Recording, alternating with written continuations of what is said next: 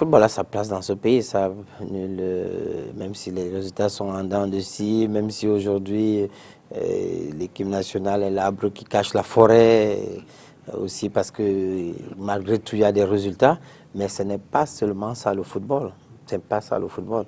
Et le football, c'est...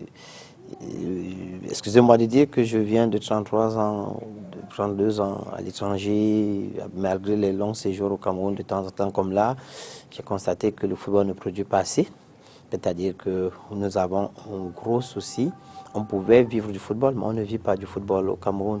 Et les enfants sont dans la jachère totale. Et je parlerai ici tout simplement d'un programme au football à la base. Une base forte pour nous donner plus de visibilité.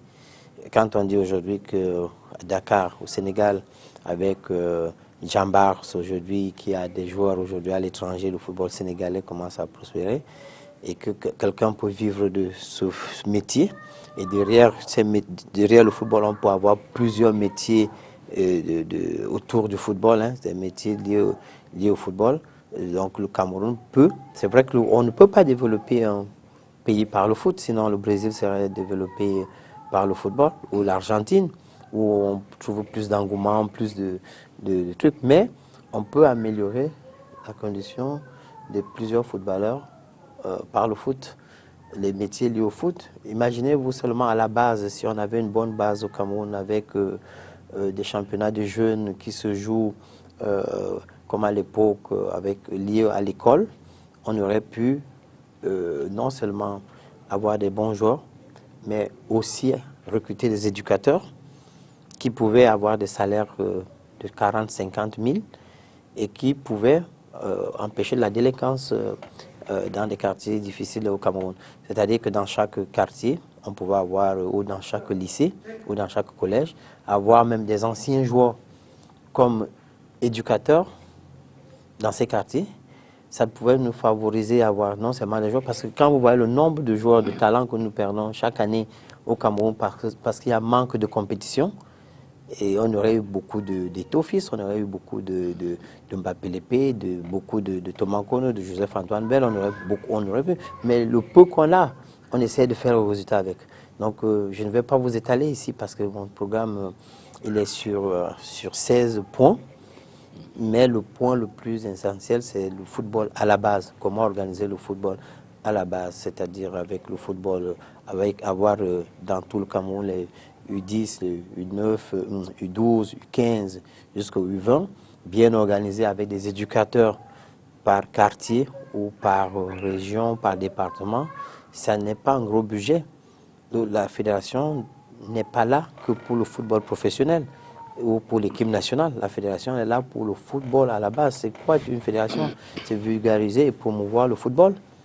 On n'a pas cette promotion du foot. Donc, c'est avoir le plus grand nombre de licences dans chaque département, arrondissement, dans chaque région, favoriser cette pratique du foot en le vulgarisant et en faisant cette promotion. Donc mon programme est essentiellement basé sur ça.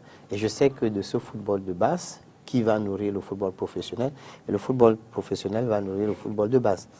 Si vous avez des bons joueurs formés, bien éduqués, avec un programme scolaire surtout, si vous regardez bien aujourd'hui dans les clubs en France, Portugal, Espagne, si vous n'avez pas 14-15 de moyenne, on ne vous prend pas au centre de formation. Tout est lié. On aura des footballeurs, si on recommence à la base, dans 5 ans, dans 10 ans, on aura beaucoup de bacheliers, beaucoup de licenciés et des footballeurs. Donc, à partir de ce moment, ça produit et on peut vivre de ce métier. Là justement, vous parlez de vivre de ce métier et là, vous avez abordé uniquement l'aspect purement jeu, technique, mais on sait néanmoins que l'argent, c'est le nerf de la guerre. Mais comment vous voulez gagner de l'argent si vous ne travaillez pas? Justement, vous venez de travailler à la base. Vous venez de nous présenter la base.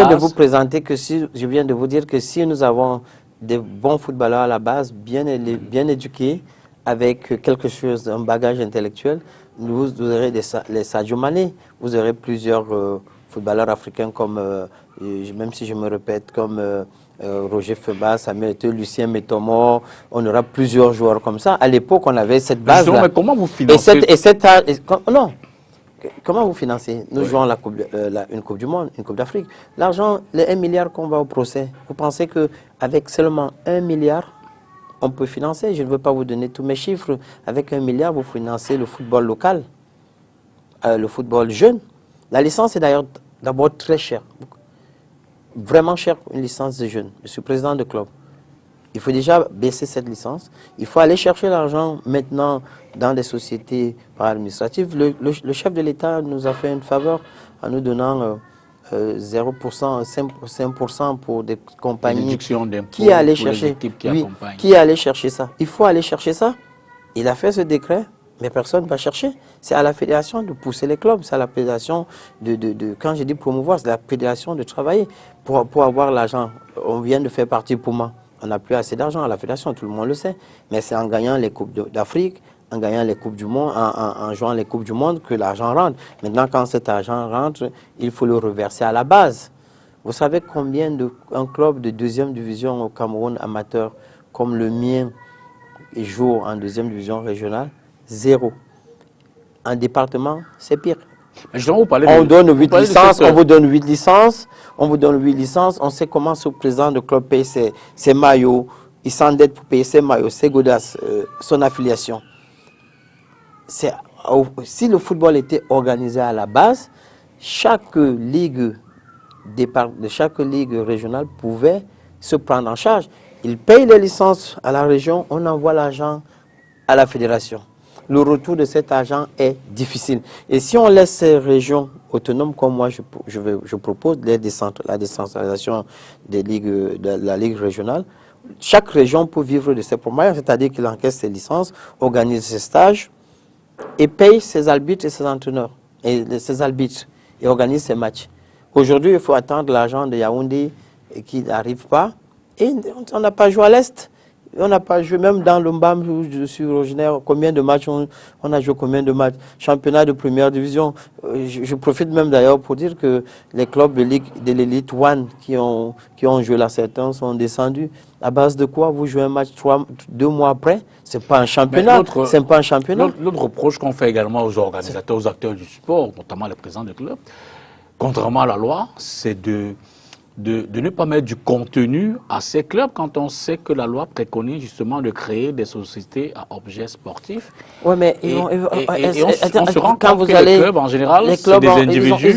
Ils ont leur responsabilité, mais en réalité, si vous êtes président de club, vous avez mis votre argent et pour un championnat, vous avez payé vos licences et vous jouez un match tous les 3 semaines, c'est un championnat d'1 an.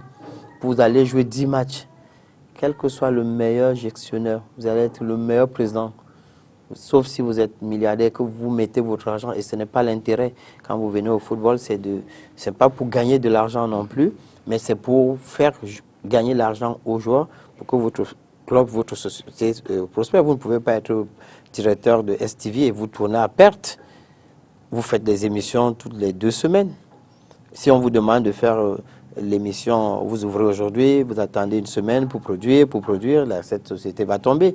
Les clubs de football, que ce soit amateurs ou professionnels, c'est pour ça que je suis même contre les équipes qui vont descendre, en disant que mais sur quelle base on peut demander à une équipe de descendre? On a joué le championnat, le champion est connu d'avance, il va jouer la Coupe d'Afrique, le champion est éliminé, mais quand même vous jouez et on vous dit les équipes vont descendre. À base de quoi? C'est pas un championnat. C'est pas un championnat, c'est un tournoi de quartier. Il faut le dire. Moi, j'ai un club en 2e division régionale qui a joué depuis 1 an, pratiquement, on n'a pas joué 14 matchs. Les matchs étaient espacés. Parfois, vous restez 3 semaines et un matin, on vous appelle. Comme là, je joue les Barons, un matin, on vous dit, vous jouez demain. Vous jouez où, vous ne savez même pas. Et à partir du moment où, au Cameroun, je prends la ligue de mon département, on a 17 clubs, 10 jouent à Yaoundé. C'est-à-dire qu'ils ne jouent pas. Oui. Où est l'intérêt de jouer à Yaoundé alors que le championnat doit se jouer à Bafia, à Ndiki, à Bokito, à Ngoro, partout. C'est-à-dire que c'est comme à l'époque. Mais vous jouez un championnat et on dit que c'est le champion du Mbam. Ils ont 10 équipes qui jouent à Yaoundé. Vous pensez que c'est sérieux et qu'on ferme les yeux Parce qu'il faut dire qu'on a joué, le championnat. Et moi, j'ai vu des régions où je suis arrivé, où je demande, on me dit, on n'a pas joué, mais il y a un procès verbal avec le nom des clubs, et juste pour justifier les frais et pour les élections. Et on ne joue pas. C'est pour ça que je pose ma candidature et c'est pour ça que je me bats.